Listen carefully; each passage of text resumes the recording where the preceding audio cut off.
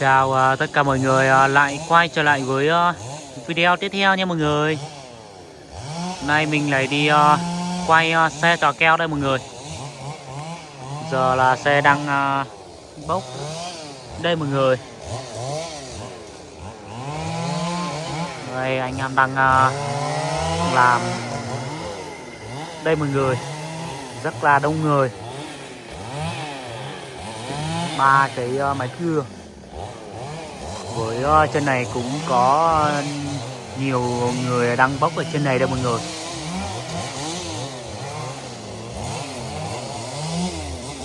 Vừa mới bốc được nửa tăng đây mọi người.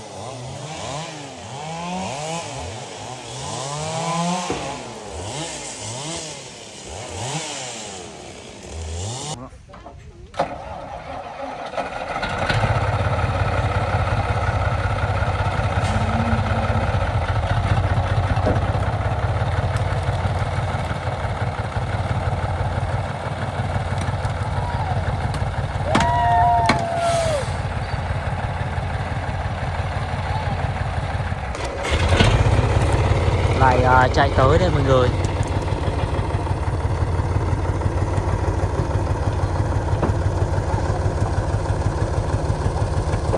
Bốc nhanh nhanh đi.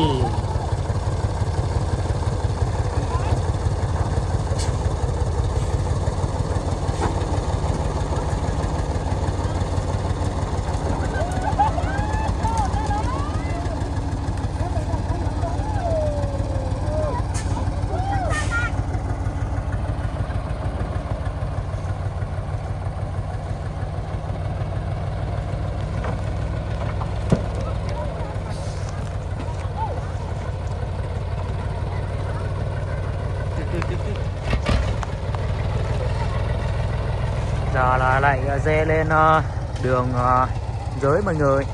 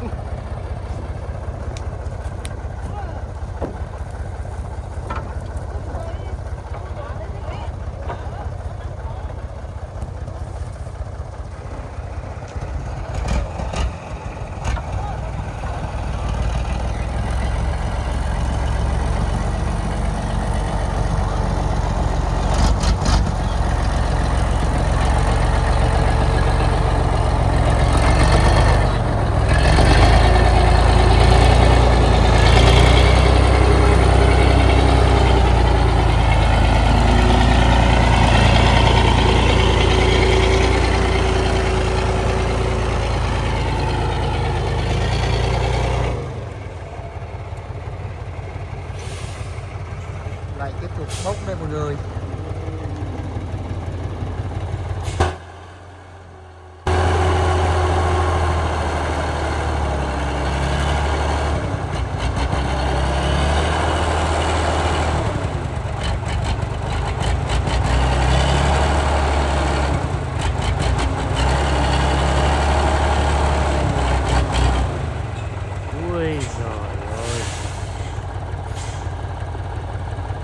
Quá sai cả 4 bánh rồi nhưng mà cũng không dê được lên mọi người. Dê được lên thì chắc vậy xuống dưới này để lấy đạc lên cho thế nào mọi người.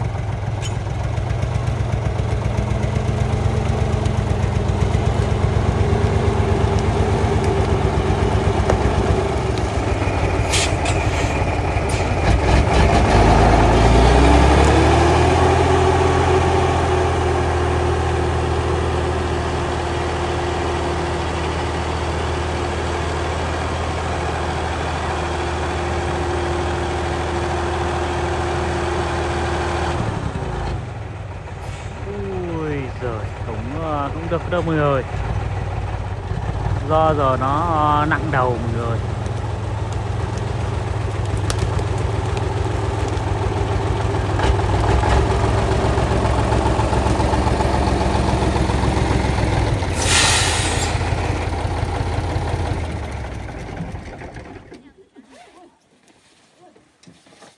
Giờ là phải lấp thêm mấy cái vỏ cai vào xem thế nào mọi người.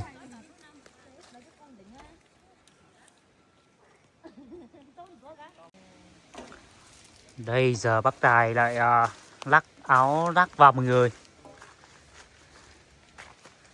Vậy lắc xích vào xem thế nào nha mọi người.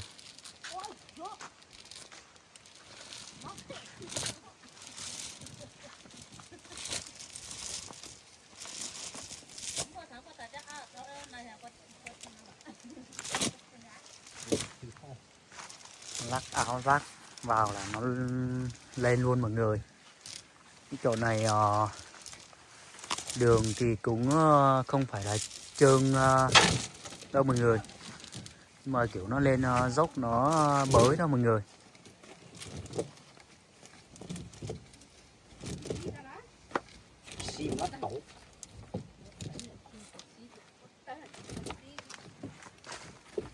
Bộ đôi chàng này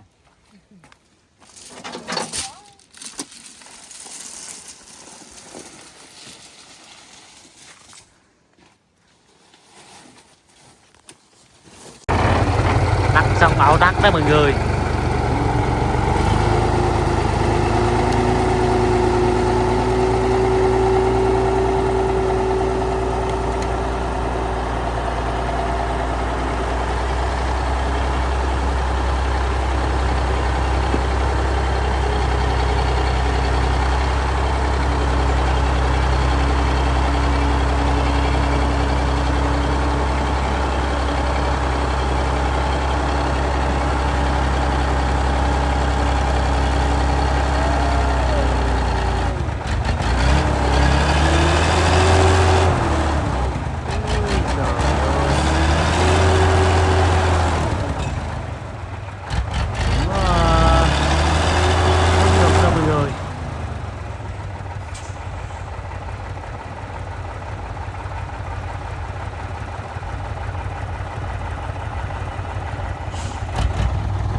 Do cái đất này là cái đất trên này là do vừa mới lấp vào cho nó trơn mọi người.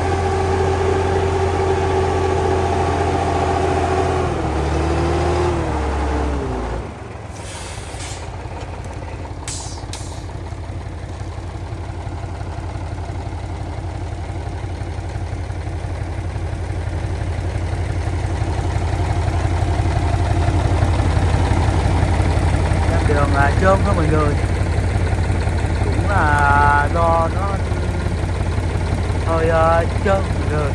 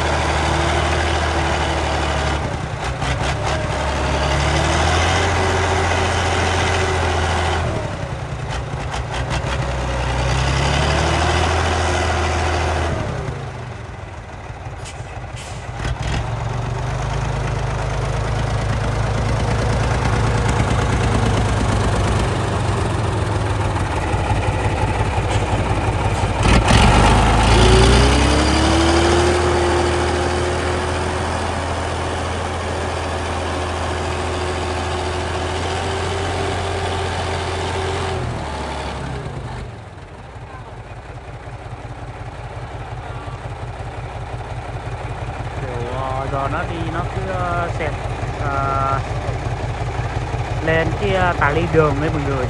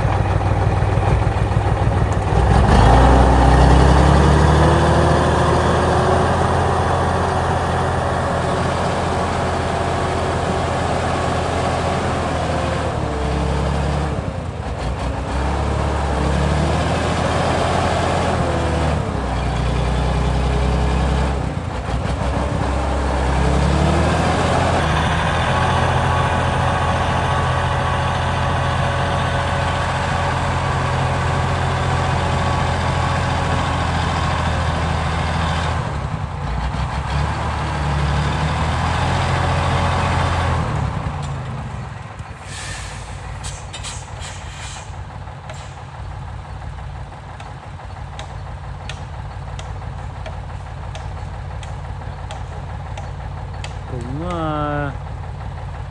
chưa có dây đặt lên mọi người.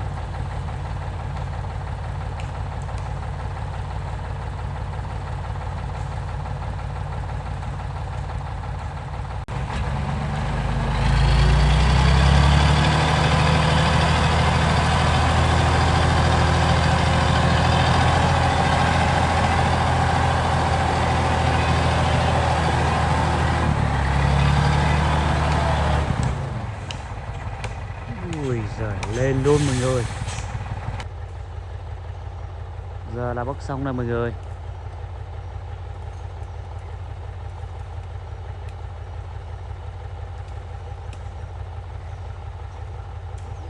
Rồi về thôi mọi người ơi. Giờ là 11 giờ, hơn 11 giờ trưa mọi người.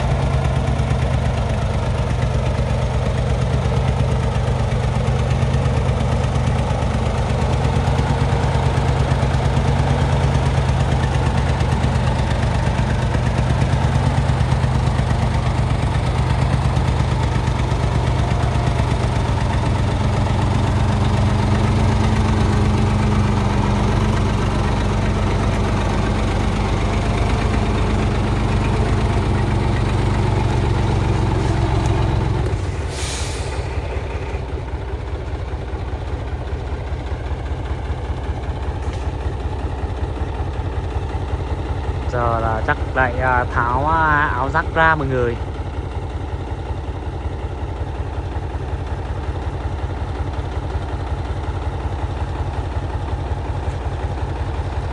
Bác Tài đang trèo lên xe để kiểm tra xem cái cây ở trên kia xem cục chắc hay chưa mọi người.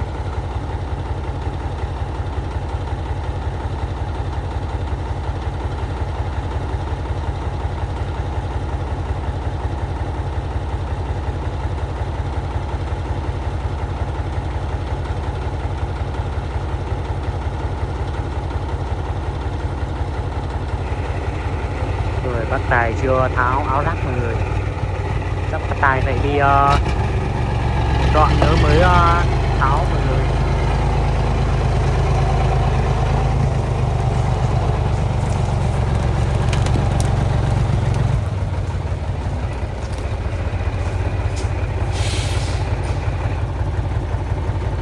Ui giời, xe máy ở sát quá, sát vững xe máy mọi người.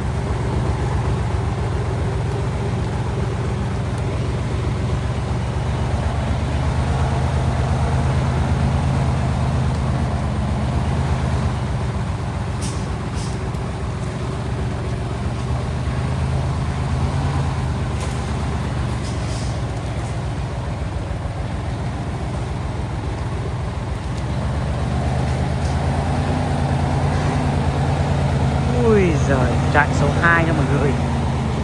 Đường này thì phải nói là đường rất là tốt mọi người.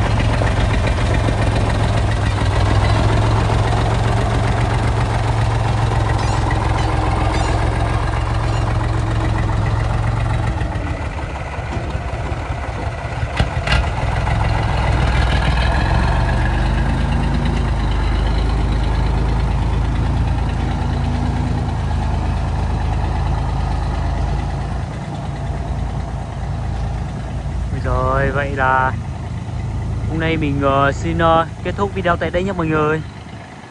Xin gặp lại mọi người video tiếp theo nha mọi người.